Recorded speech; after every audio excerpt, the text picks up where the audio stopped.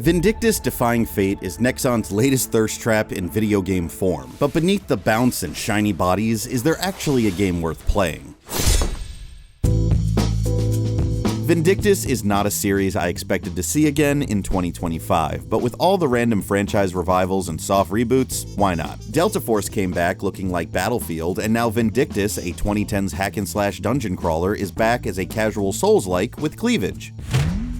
Nexon seems to have struck gold with The First Descendant, a sci-fi action shooter with beautiful people doing beautiful things, and it looks like they're trying to repeat that success. People said The First Descendant finally has some competition, but it turns out Nexon is competing with itself.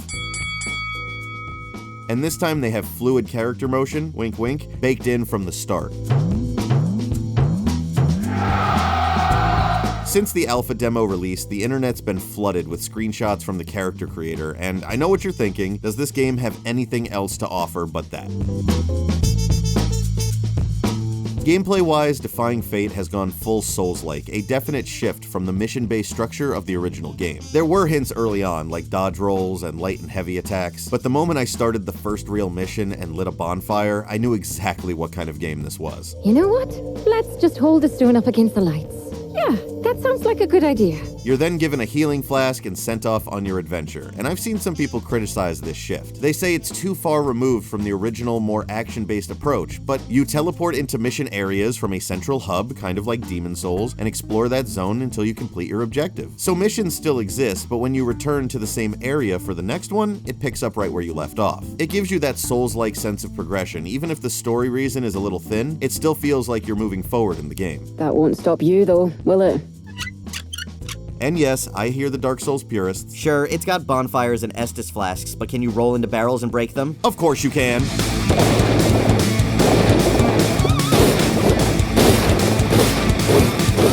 While it's clearly influenced by Dark Souls, there are a few key differences that help Defying Fate stand out, for better and for worse. For starters, there's no stamina bar, which gives combat a much more aggressive rhythm. You're encouraged to stay on the offensive, chaining together different button combos and dodging at the right times. Some characters don't even have a block, so there's a variety of playstyles depending on how you like to fight. Fiona is your classic Souls-style pick. Sword, shield, dodge rolling, and definitely the one I'd recommend if you're looking for something familiar. There's Ian, a dual sword-wielding knight with a double dash, making him the go-to pick for aggressive players.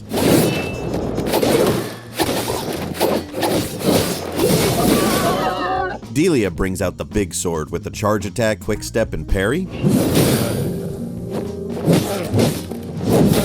And then there's Karak, a walking brick wall wielding a giant stone pillar. He's clearly the tank and the one you want to go to when you want to do a lot of damage. I did find it surprising that the big character has a relatively quick dodge roll as well. I don't know, I was expecting something slower and more lumbering like what you get with heavy armor in Dark Souls.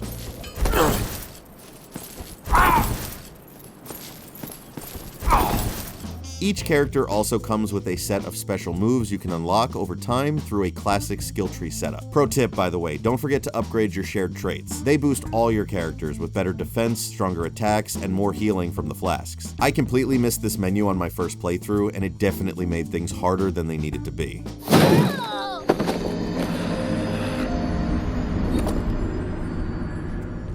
The alpha demo only has easy and normal difficulties, so most encounters aren't too rough, but the game still has a few tweaks to get used to. Obviously, you want to deplete the enemy's health bar before they deplete yours. Simple. But if you wear down the gray bar underneath that, you'll stagger the enemy and open up a finishing move.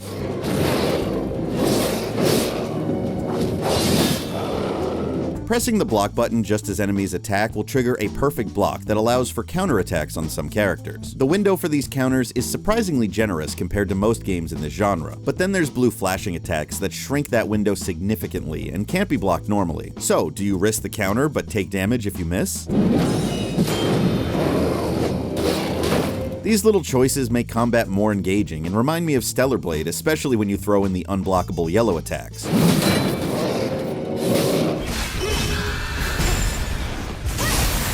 One thing that did feel off was the player not facing the enemy when locking on, even when your shield is up to block an attack. In most third-person action games like this, locking on usually means the character stays oriented towards the target, but here the lock-on seems to be purely for the camera and not the character itself. Blocking and parrying still work even if your character is facing the wrong way, so it's not a gameplay issue, but it does feel off watching them suddenly snap into position when an enemy attacks.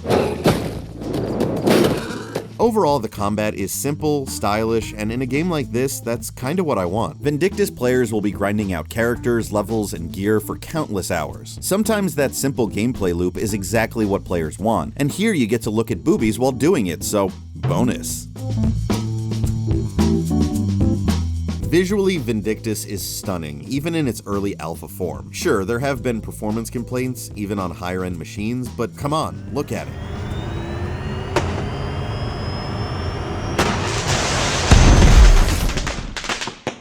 Hopefully things do get optimized by the full release, but right now, this is where the Unreal Engine 5 is at. You either get performance or pretty, not both. When it does run, however, it flexes that Unreal Engine muscle with what looks like photo-scanned elements in caves, detailed architecture, and expansive vistas that make these relatively small environments feel so much larger than they really are. Some levels feature more classic video gamey elements like rolling logs you have to dodge, and that can feel a little out of place in such a realistic world, but hey, the original game had that stuff too, so I guess it gets a pass. Most characters are fully voiced, which is a nice surprise, especially in a game with this much dialogue. What's your excuse this time? Not enough supplies? Again? I always find it a bit hard to stay invested in text-only games, especially when there's this much going on. You're awake. Thank you so much for yesterday. The story itself is currently incomplete in the demo, skipping over the opening entirely and dropping you straight into the Fantasy World hub. There's a war going on between factions and plenty of characters who need your help doing things. This village bears enough scars as it is. Cutscenes are plentiful, in the early missions at least, and gave me that familiar Witcher-style vibe. The situation is already under review. Or is it your intention to take issue with the workings of the Order? Just out of curiosity, why do they call you Madman? The opening was a lot of following the yellow dot, hitting a button, and then going to the next yellow dot, but the voice acting and cutscene presentation did hold my attention a little bit more than not at all. Damn it! They followed us!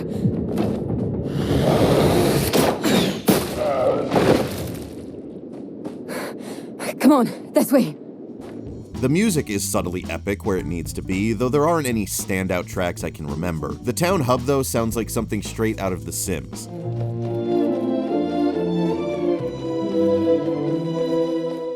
So have fun on hearing that. Enemy variety in the demo is pretty limited, but what's here is detailed and aggressive. Pigs will charge you head on, and furries roam the fields actively looking for a fight.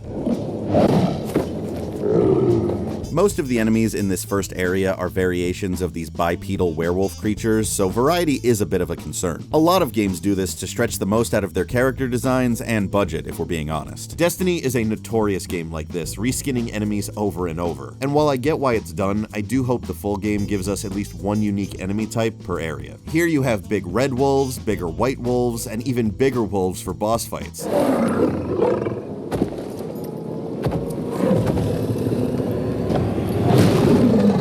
And in true Souls-like fashion, some of those bosses eventually show up as regular enemies down the line. I've always liked that, and it gives a real sense of progression as you're playing. The game uses a lot of classic environmental tricks, like those narrow gaps you crawl through to load the next area, and thank God the character sliders only go so far, or the adventure would have ended right here.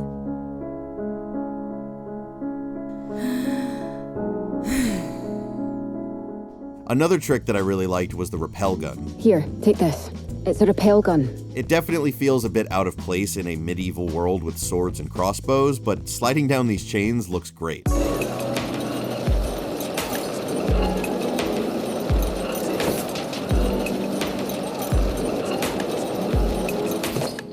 And yes, you can go back up.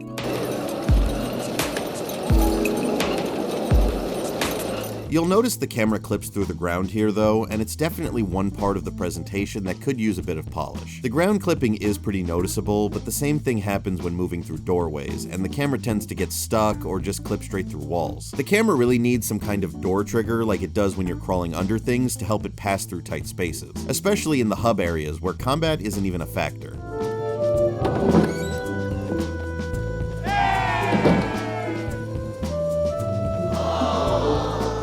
Photo mode is available right from the start menu because, let's be honest, the devs know you want to stare at this game, and since the in-game camera is pulled pretty far back, getting up close and personal in photo mode actually made the game feel a bit more immersive at times. Walking through hub areas just exploring the scenery like this looks beautiful and made me wish the in-game camera had a few more options itself. While messing around in photo mode, I actually noticed that the rolling logs from earlier created a wind trail that affected things like your character's hair and clothing. It's a small detail, but if this game is banking on winning people over with its looks, it's doing a bang-up job.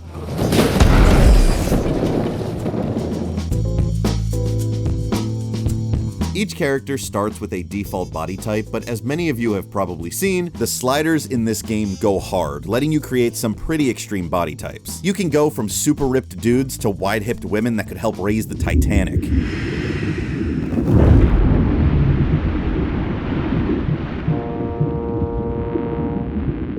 We all know what kind of game this is. Outfits like these, physics like that, and yes, a body shine slider for maximum shine. But one question, where is my package slider? If you're gonna go extreme, then go extreme everywhere, and honestly, I just want to be able to accurately portray myself in this game by having a slider that goes bigger, not smaller. That being said, I actually found some of the outfits a bit too over the top with the sliders maxed out, so I decided to tone things down to a more realistic proportion. I usually consider excessive bounce a feature, not a flaw, but much like the first Descendant, I think a toggle for jiggle intensity would be nice. Sometimes I want to run around in a cute little bunny outfit and knock my eyeballs out of their sockets, but other times I'd like to actually match the world's tone and pretend I care about immersion just a little bit. I ended up going with this Witcher style looking outfit that still fits the whole medieval fantasy vibe, but with just enough hanging out to distract the furries before they attack. Let's hope The Witcher 4 takes some cues from this game. Why not? A Witcher? Witcher! Whose coin did you take?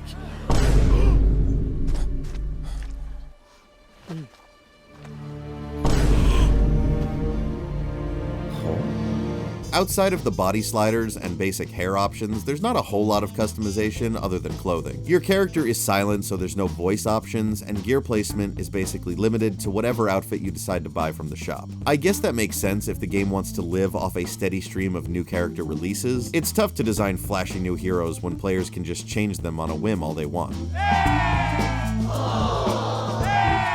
The first Descendant thrives on its character release schedule. Just look at the one with the butt, and the one with the latex bodysuit. Every time player numbers start dipping, they drop a new character and suddenly everyone's back like nothing happened. And if they plan to take the same approach with Vindictus, as they're clearly leaning towards, then keeping customization limited might actually make sense. If not, they could lean into offering distinct playstyles with each new character instead.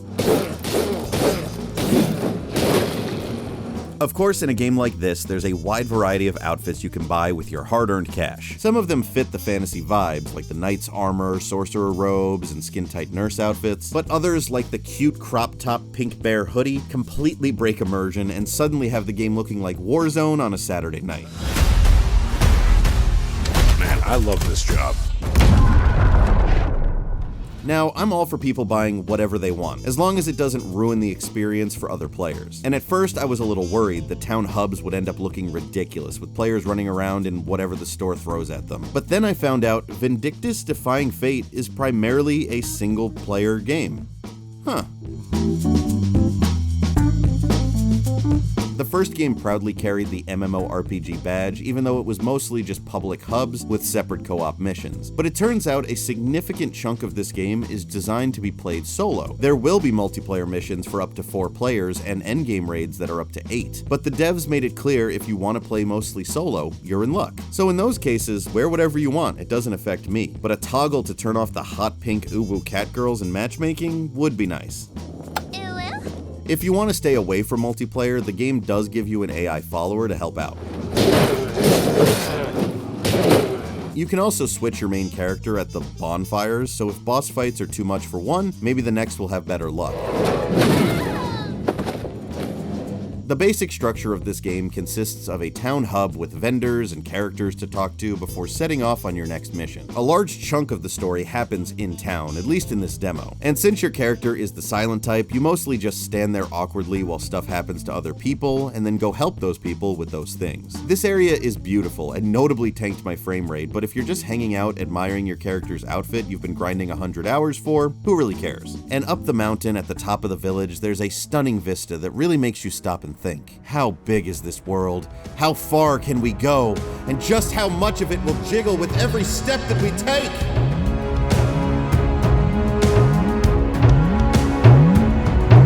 Wait, what are we talking about?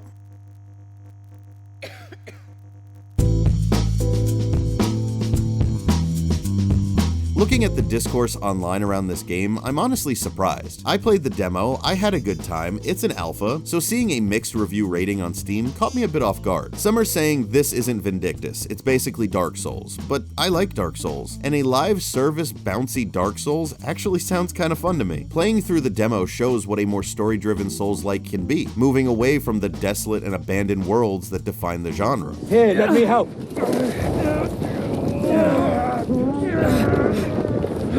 Go! Now!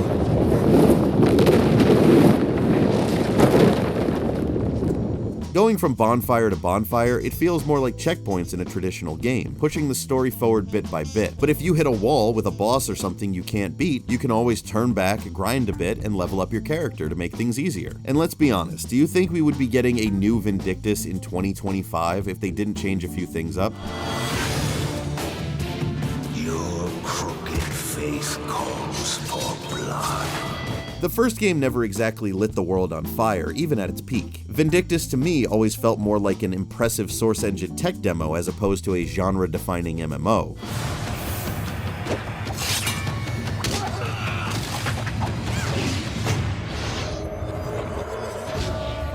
Now, I do agree that sometimes fights boil down to just spamming the same handful of combos over and over, but hopefully that's just an early game problem and not all the game has to offer. Hopefully when the full game comes out, more elaborate and demanding enemies will be added. Some of the boss fights were the best part because of that reason. Their aggressiveness meant the real strategy was when to attack and not just what attack to use.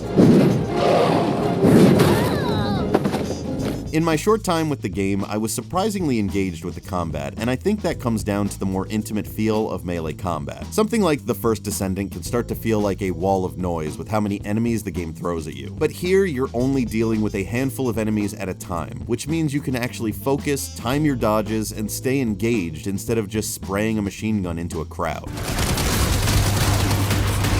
That being said, not every game needs to demand 100% from players at all times, and these grind-focused games are a perfect example of that. If the full game's microtransactions turn out to be outrageous or manipulative, then sure, we can talk about ethics then. But right now, it's shaping up to be a solid Souls-like you can zone out with, unlock some cool stuff, and look damn good while doing it.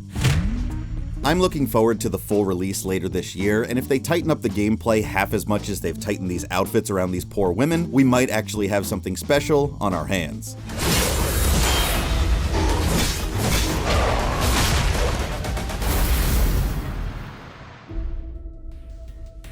Thank you guys so much for watching. I hope you enjoyed this quick look at Vindictus Defying Fate. I can't imagine what in this game inspired me to come back to YouTube. Can't imagine. Nope, no idea. Nah, I played the demo, it was fun, and I've been really wanting to get back into making stuff over here on YouTube, so thank you guys if you've been sticking around, and if you're new to the channel, welcome. Hit that subscribe button, and I'll see you in the next one.